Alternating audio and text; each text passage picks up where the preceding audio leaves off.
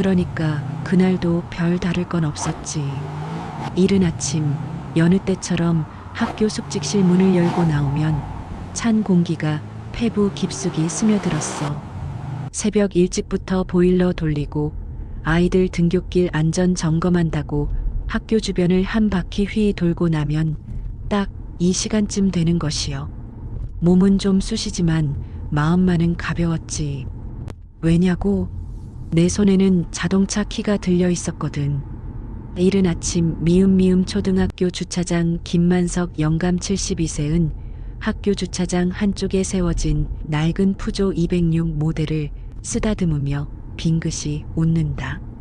차체 곳곳에 세월의 흔적이 묻어 있지만 그는 마치 새 차라도 되는 양 애정을 쏟는다.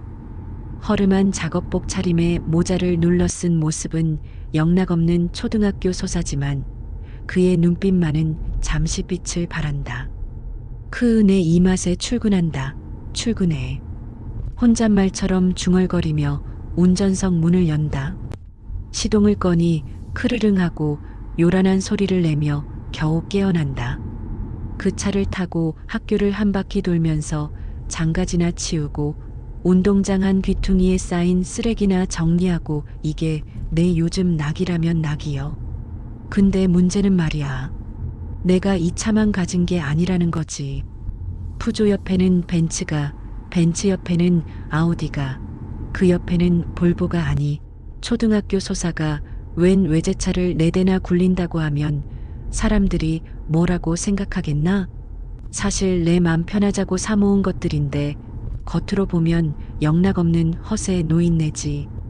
김만석의 집 앞 주차된 외제차 4대, 김만석의 집 앞 골목길에는 낡은 푸조, 벤츠, 아우디, 볼보가 옹기종기 주차되어 있다. 누가 봐도 오래된 차들이지만 브랜드 로고만큼은 번쩍인다. 지나가던 동네 아주머니들이 힐끔거리며 쳐다본다. 만석은 슬그머니 눈을 피한다. 저 차들을 다 합쳐도 800만 원이 안 된다는 사실을 누가 알겠어? 한 대에 200만 원도 채 안 준 고물들이지. 그런데 겉모습만 외제차라고 보험료에 세금은 왜 그리 비싼지. 한두 달에 한 번씩 어디가 고장이라도 나면 수리비는 또 왜 이리 황당한지. 덩치는 큰데 속은 빈 강정이라니까.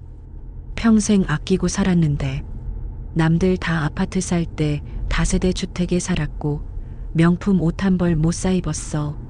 자식들 공부시킨다고 허리띠 졸라매고. 근데 남은 게 고작 이거라고. 늙어서야 겨우 얻은 작은 사치인데 그것마저 내 발목을 잡네. 왜 이러고 살고 있을까 하는 회의감이 문득 고개를 들었지. 저 낡은 쇠붙이들이 나한테 뭘 주었을까? 뿌듯함? 아니면 그저 끝나지 않는 빚? 그날 아침 학교로 향하는 낡은 푸조의 시동소리가 유난히 더 크게 들렸어. 마치 내 속을 모르는 채 요동치는 심장 소리처럼 말이야. 내 인생 과연 잘 가고 있는 걸까? 그래, 만석이 영감이라면 누가 모를까. 미음미음 초등학교의 김만석 소사. 평생을 교정에서 아이들 가르치고 학교 건물 돌보던 이 양반이 정년 지나서도 학교에 남아 일하는 거 보면서 다들 짠하다 그랬지. 근데 그 만석이 영감한테 뜻밖의 별명이 붙은 것이여. 벤츠 소사라고. 다름 아니라 내 얘기지. 만석은 낡은 벤츠 C클래스 한 대값 180만 원짜리를 끌고 학교 정문 앞길가에 서 있다. 차체가 오래되어 번개 마크가 희미하지만 지나가는 학부모들은 소사 선생님이 웬 외제차? 라며 웅성거린다. 아이들은 와 선생님 차 멋있다 며 엄지를 치켜 세운다. 만석은 으쓱하면서도 겉으로만 번지르르한 속사정을 숨기려 애쓴다. 자, 아이들 차 조심해라. 노란 선 안으로 다녀야지. 넉살 좋게 아이들을 향해 소리친다. 젊은 선생들은 내가 외제차 타고 다니는 걸 보고 뒤에서 수군댔지. 소사님 로또 맞으셨나 봐부터 시작해서 자식들이 성공해서 사들였나까지. 다들 오해였지만 딱히 해명하고 싶지도 않았어. 그 순간만큼은 나도 좀 괜찮은 사람이 된 것 같았으니까. 낡은 작업복 말고 뭔가 번지르르한 걸 걸친 느낌이랄까. 만석의 숙직실 점심시간. 만석은 점심으로 가져온 도시락, 김치찌개를 데피고 있다. 이때 교장 선생님이 숙직실 문을 열고 들어선다. 소사님, 오늘도 벤츠 끌고 오셨던데 요즘 외제차가 유행입니까? 하하하하하. 교장 선생님의 농담 섞인 말에 만석은 멋쩍게 웃는다. 에이, 교장 선생님도. 이거 그냥 고물입니다. 누가 버린 거 주워다가 고쳐 타는 거죠, 뭐. 그래도 다들 부러워하십니다. 소사님이 요즘 유행에 앞서 나가신다고요. 교장 선생님은 활짝 웃으며 나간다. 만석은 씁쓸한 표정으로 찌개 냄비를 저으며 한숨을 쉰다. 사실 그는 어제 밤늦게까지 낡은 벤츠의 헤드라이트 전구를 갈아 끼우느라 고생했다. 겉만 번지르르한 게 딱 나갔다는 생각이 들었지. 벤츠 소사라는 별명은 나쁘지 않았어. 평생 들을 일 없었던 멋있다는 말도 몇 번 들어봤고, 근데 그 멋이란 게 말이야, 참 돈덩어리더라고. 은행 ATM기 앞에서 찍혀 나오는 잔액보다 자동차 보험료 고지서의 숫자가 더 컸으니 말이야. 만석의 집 거실 저녁. 만석은 낡은 안경을 코끝에 걸치고 전기세, 수도세, 그리고 대망의 자동차 보험료 고지서를 펼쳐놓고 있다. 푸조, 벤츠, 아우디, 볼보 4대의 보험료가 줄줄이 만석의 시름을 깊게 한다. 푸조만 100이 넘어, 벤츠도 그만하고 다 합치면 이게 대체 얼만데. 만석은 머리를 쥐어뜯는다. 그의 뒤로 아내 박순자가 약봉지를 들고 들어온다. 당신 또 그 차 타령이요? 약값이 150이요. 한 달에 병원 가는 돈만 100이 넘고 그놈의 차들만 아니면 내가 이러지도 않을 거 아니요. 순자의 목소리가 높아진다. 그녀는 만성적인 무릎 통증으로 병원 신세를 지고 있다. 아니, 이 사람이. 그래도 이건 내 낙이여, 낙. 남들 다 은퇴하고 편히 쉬는데 내가 이런 취미라도 없으면 어찌 산다고. 취미 좋네. 당신 취미 때문에 내가 죽네 사내하고 앉았네. 보험료 줄이려고 차를 팔아. 누가 외제차 4대나 굴리냐고. 누가. 부부싸움은 끝없이 이어진다. 상호나 수연이 내려올 때마다 이 문제로 언성이 높아지는 게 일상이 됐다. 자식들은 이해 못했어. 남들은 한 대도 유지하기 힘든 외제차를 4대씩이나 들고 있는 아버지를 도저히 납득하지 못했지. 그래, 내 자식들에게도 나는 철없는 영감이었어. 돈 쓰는 법도 모르는. 내가 돈을 쓰겠다고 결심하고 산 것들이지만 왜 이리 당당하지 못한지. 내가 진짜 원했던 건 이게 아니었나? 오후 만석은 낡은 아우디를 끌고 동네 카센터에 들어선다. 시동이 자꾸 꺼지는 문제가 생겼다. 박 사장, 이거 왜 또 이 모양이 됐대? 시동이 영 시원찮아. 카센터 사장 박 씨는 보닛을 열고 한참을 들여다본다. 아이쿠, 만석 형님. 이거 연료 펌프가 나갔습니다. 부품도 이거 외제라 비쌀 텐데 한 70은 잡아야겠습니다. 아니, 이 사람이 70?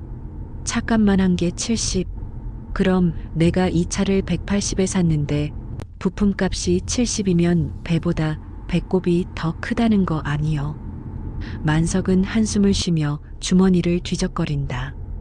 그의 얼굴에는 근심이 가득하다. 박 사장은 그런 만석을 안타깝게 바라본다. 겉으로는 번지르르한 외제차 4대의 주인이라지만 실상은 정비소 문턱 닳도록 드나들며 수리비 걱정하는 신세. 대체 이 허울뿐인 로망이 뭐라고 난 왜 이러고 있는 걸까? 밤이 깊어 잠 못 이루던 어느 날 아내가 나에게 넌지시 물었어. 당신 대체 왜 그래? 그놈의 차들이 뭐라고 당신을 이리 망쳐놓냐고. 아내의 말에 아무 대답도 할 수 없었지. 그저 한숨만 푹푹 쉬다가 문득 젊은 시절에 쓰던 낡은 다이어리가 떠올랐어. 거기엔 내 유일한 꿈이 적혀 있었거든. 만석의 집방 안한밤중 만석은 서랍 깊숙이 넣어둔 낡은 다이어리를 꺼낸다. 누렇게 바랜 종이 위에는 삐뚤빼뚤한 글씨와 함께 자동차 그림이 그려져 있다. 그 그림은 벤츠, 푸조, 아우디, 볼보의 로고와 비슷하다. 다이어리 한 페이지에는 젊은 시절 만석의 글씨로 이렇게 적혀 있다. 1970년 3월 15일 태순의 아버지 댁에서 본 차. 이름은 시트로행이란다. 외국 차는 모두 이렇게 멋진 걸까? 나도 언젠가 저런 차를 타보고 싶다. 푸조, 벤츠, 아우디 꿈만 꿔도 설렌다. 만석은 다이어리를 덮으며 회상에 잠긴다. 어린 시절 친구 이태수와 함께 부잣집 마당에서 본 외제차는 가난한 소년 만석에게 너무나 강렬한 인상이었다. 그래, 그거였어. 평생 잊고 지냈던 유일한 꿈. 그걸 이렇게 늙어서야 뒤늦게 잃어보겠다고 발버둥 친 거였어. 어설프게, 서툴게, 그렇게 헛된 사치처럼 보였을지언정. 마을 정자 오후 만석은 친구 이태수와 만나 소주잔을 기울인다. 이태수는 만석의 사정을 듣고는 깊은 한숨을 쉰다. 만석아, 솔직히 너 왜 그 모양으로 사는지 나도 궁금하더라.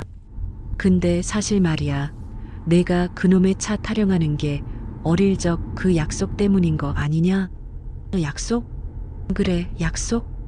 우리 어릴 때 태순의 아버지 댁에서 외제차 보고 나중에 크면 우리도 한 대씩 갖자고 했잖아.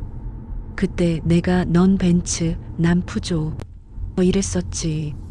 만석은 기억이 퍼즐 조각처럼 맞춰지는 것을 느낀다. 까맣게 잊고 있던 어릴 적 순수한 꿈이었다. 그 순간 만석의 눈에는 뜨거운 눈물이 고인다. 단순히 허세나 사치가 아니었다. 그것은 어린 시절의 자신과의 약속이자 가난했던 시절에 대한 작은 보상이었다. 태수야, 내가 그걸 까맣게 잊고 살았구나. 태수는 만석의 어깨를 토닥인다. 그때서야 비로소 깨달았지. 내가 이토록 차에 집착했던 이유를. 돈으로 살 수 없는, 어쩌면 내 삶의 가장 깊은 곳에 묻어두었던 잃어버린 동심을 찾으려 했던 거였어. 잃어버린 꿈을 찾은 줄 알았어. 그 다이어리와 태수의 말이 내 마음속을 휘젓던 파도 같던 복잡함을 잠재우는 줄 알았지. 근데 인생은 역시나 만만치 않아. 겨우 찾아낸 내 꿈이란 놈이 오히려 나를 더 깊은 나락으로 끌고 내려가는 것 같더라고. 가장 중요한 걸 잊고 있었던 거요. 바로 내 가족. 병원 응급실 앞밤 만석은 초조하게 응급실 문을 바라보고 있다. 그의 곁에는 아들 상우와 딸 수연이 착잡한 표정으로 서 있다.